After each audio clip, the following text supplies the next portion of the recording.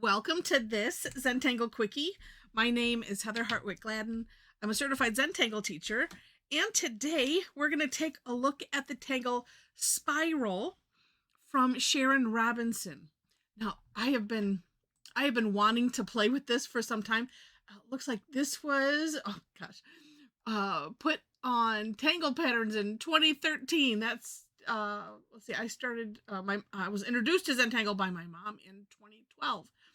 And I think I was for a while, I think just afraid to look at it. I don't know, but it's so cute, and I thought, let's just do it. Okay, so this one starts off, and there are some other tangles that kind of start this similarly, we'll say. So it's like a line. It does a curved line in some way, however you want to do this. Let's see, I'm just going to start. I'll start over here. And, a nice line into a spiral that then comes back on itself like that. Kind of like our fancy fescue. Okay, and then you can fill it in as you wish. From here, we're going to put, as she calls it, 3 lashes, which is really, it's kind of like a straight traditional fescue. And you can put them wherever. I'm going to put them right here. And I like the idea of kind of making them a bit wispy. Oh, let's put this, yeah, here. Okay. And then a nice big dot on the end, like that. And then you can, we're going to add some weight. And on, let's see. Yeah, no, on my version of this step, I did this kind of in 2 steps. Now, so we'll add some here. And just to note, you can either go inside. So like if this went, way out and you want to course correct, you can thicken it on the inside or the outside. So let me pull it. I'm going to pull it to the outside just a bit like that. And you could either go a lot or a little, and it's kind of like aura-ing, sort of, kind of. But we're coming back. Oh, wait, let me think of this. It's kind of like aura-ing with the takeoff and land concept. So we're using this as the runway. We come off a little bit and then land back down on that same line. And if you want to make it, well, actually, let me show. It could help to make it an extra smooth transition if you go down 1 nib size.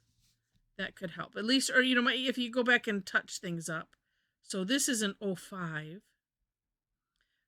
I had heard it recommended when we're doing rounding to do that. And when I remember to do it, it does seem to work quite well.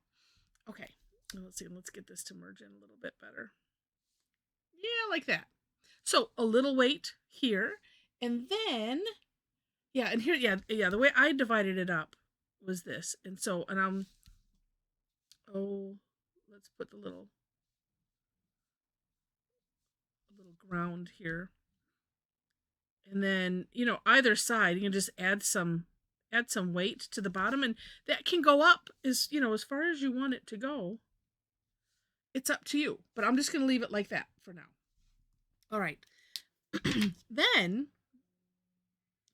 you can add as many as you want in whatever direction. So and I think I'm going to, because I really like what I did in my version of the step outs, I'm going to replicate it as best I can here and do some crossing over of that line. So I'm going to have one come in this way. But yeah, do take a look at the For More Inspiration link so you can see this right from Sharon's hand. And I like that she gives some tips. So she put some words on there that are nice. And then too, taking a look at the different places where she has put these lashes. They're not, oh, that's what I forgot. Sorry. Forget I did that part. Erase. No, I'm just kidding. Hitting reverse up here too. on those lashes, just at the base, we can add some thickening.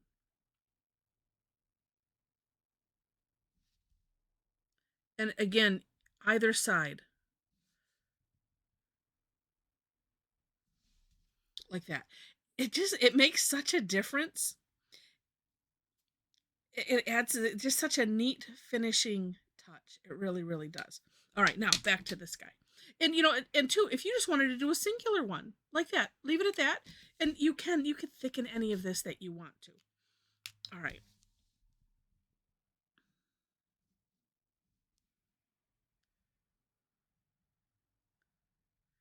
I mean, it adds so much character. Like where these lashes are positioned, the direction of everything. It's I just love this. All right, and let's thicken that.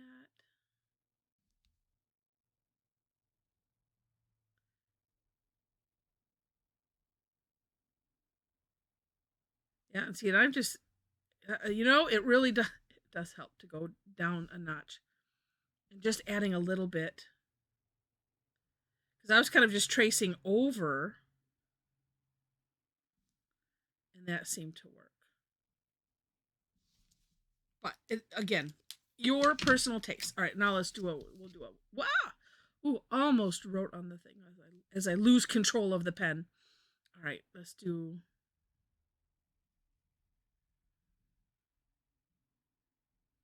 Another one. Like I said, and that's why take a look at her link, because it's just amazing. All right, and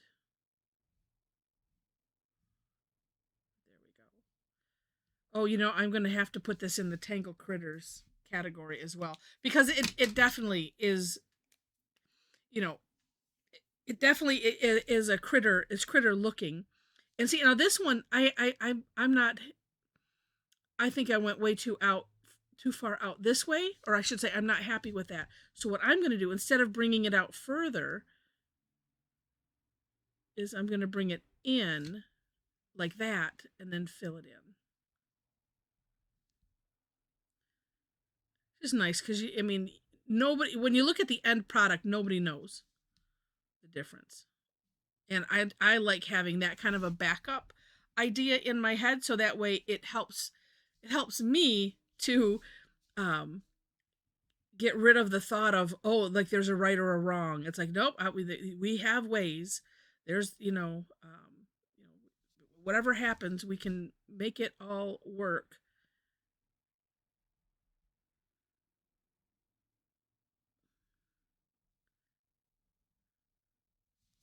I forgot to do that over here.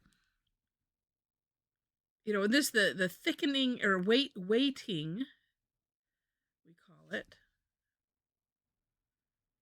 Adding weight and doing rounding. It's so amazing how. Well, no, I'm going to leave that one the end here. It looks like it's tipping over. It's so neat how just adding that little bit makes such an enormous difference. It's just I don't know. I find it fascinating. All right, now one of the last steps that Sharon adds, and this is also kind of decorating, but she says add weight to crossover points and stems, and then there's not necessarily rhyme or reason there as well. So it just like I said, and take a look at her big sample. But meaning completely up to you, whatever you want to do. So for instance, well, gosh, we're going to have a big. So we're going to add some rounding there. And you could do the rounding first and then decide where you want to thicken the lines. Because she has some that, let's see. Yeah, like this, just as an example. She has one where we have the rounding, and then it's kind of, we're thickening. Maybe we'll go all the way down here. We'll add some over here. and not up above it, because she has another one that's going this way. So it's completely up to you. Although I think I don't know. I don't know what I'm going to do. Oh, let's do it this way. Let's do this rounding here and thicken. So just have fun with it. That is my bigger point. And I don't know, it just looks neat. I'm leaving it at that.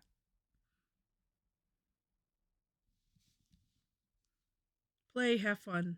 Make it look extra neat. Ooh, let's come off of here. Make that even bigger.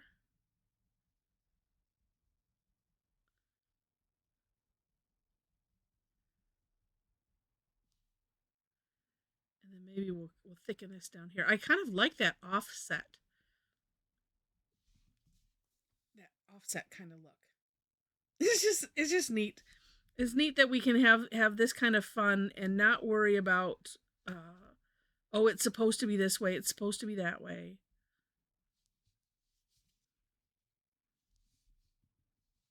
We don't have to worry about any supposings to be.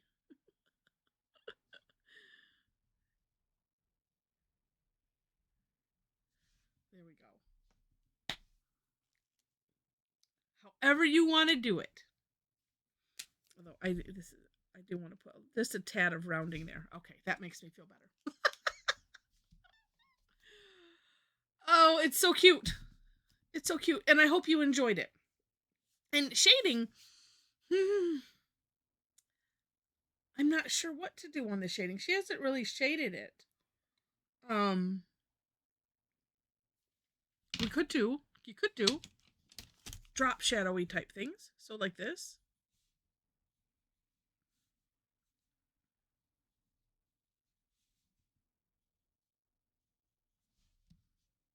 Like that. And could spread it out or not. Up to you. Let's do a little. I think this is, yeah, this one has, I'm touching it really lightly. Because I use this with the 9B pencil, and there's lots of graphite on this one. I mean, I was also thinking that you could. All right, I'm gonna do it because it's been in my brain to do. I'm gonna use just what's left on here.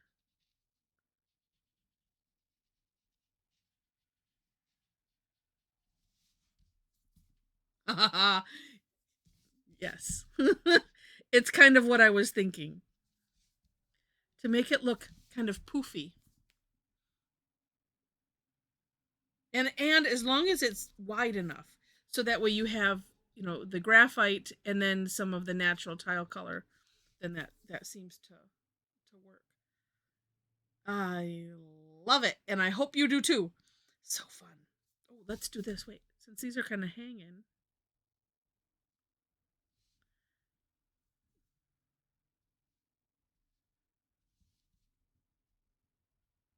And something to think about too, because these are pretty much, they're just lines. So hollowbowing, is not necessarily a thing. There's nothing solid about it. So doing something like this kind of creates a little bit of a solid look to it. That's what I'm thinking. All right. So fun. Like I said, I've been wanting to try this one for some time, and I decided it was time. So fun. Oh, I could take this one up here just a little bit. I wasn't going to do all of them, but it looks so neat. It's like, how can you not, Heather? All right. Well, again, I hope that you enjoyed this. If you did, please click on the like button. And if you liked it enough to see more, please click to subscribe to the channel as well. In the description section, you will find links to the step outs. And I always do my own version and then link to the creator of the tangle, so you will find both of those there.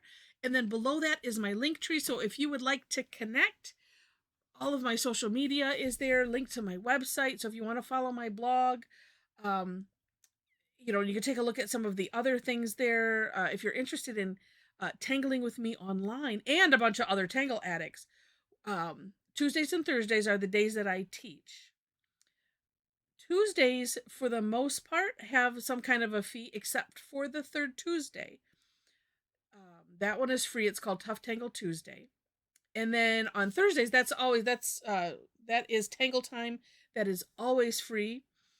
And so you go to the classes link on my website, and you have to scroll down because I try to put, here's what's upcoming next, in the paid realm, and I do need to get that updated.